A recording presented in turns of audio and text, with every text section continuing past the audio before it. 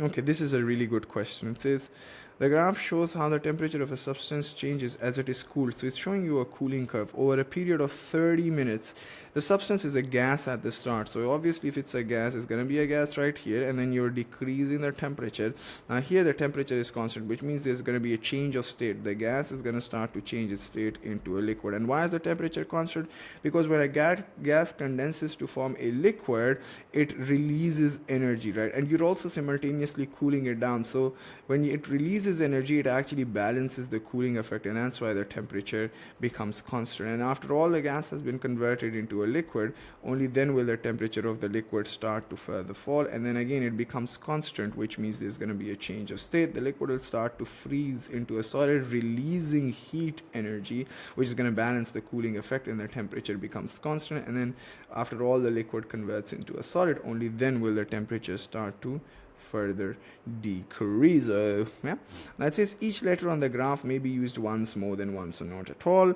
Okay, great. Which letter shows when the particle in a substance has the most kinetic energy? Which particles would have the most kinetic energy? We know gases have the greatest kinetic energy compared to liquids and solids, and then again gases which are at a higher temperature would mean they have the highest kinetic energy, because temperature and kinetic energy are directly related, right? So the more the temperature, the more the kinetic energy. So between S and T, S is going to be having the most kinetic energy, although T is also the gas phase, but S has more temperature, therefore more kinetic energy.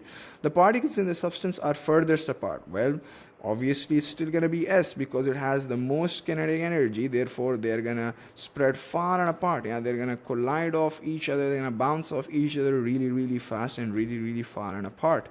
So the particles which are furthest apart is solid. Yeah, solid, I'm saying S. The substance solid particles are close together, tightly packed.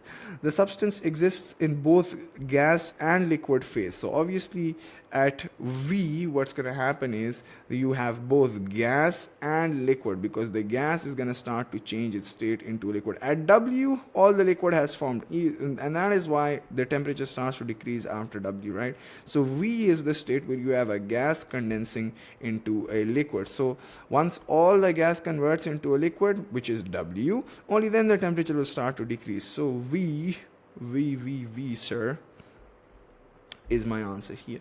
Use the graph to estimate the freezing point of the substance. What's the freezing point? Freezing point is the constant temperature at which a liquid changes its state into a solid. And if I just coincide the values, it's somewhere, from 100 to 150, it's somewhere right here. So I'll say maybe it's like 140-ish or something. If I remember correctly, your marking scheme always has a range, right? And if I remember correctly, it was like from 135 to 145. That was what the MS said. Agar mujhe yaad hai. I did this long time ago. Name the change of state directly from solid to a gas. That's called sublimation. What if I said name the change of state directly from a gas to a solid? That would be desublimation or deposition, right? When smoke is viewed through a microscope, the smoke particles in the air appear to jump around. Remember Brownian motion? Yeah, Robert Brown looking at all those pollen grains. He thought they were alive, they were jumping about, right? So that's basically called Brownian motion, which describes the movement. That's the Brownian motion, sir. And now this is no longer a part of our course. So not in course. Not in course. Yeah, 2023 to 2025. Removed.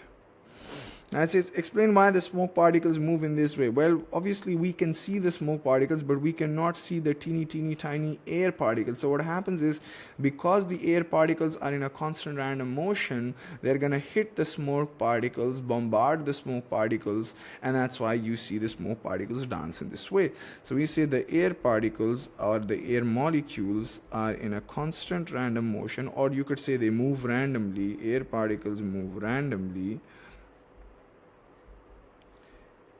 Hitting or colliding, hitting or bombarding. You could write hitting or bombarding, or colliding, it's the same thing.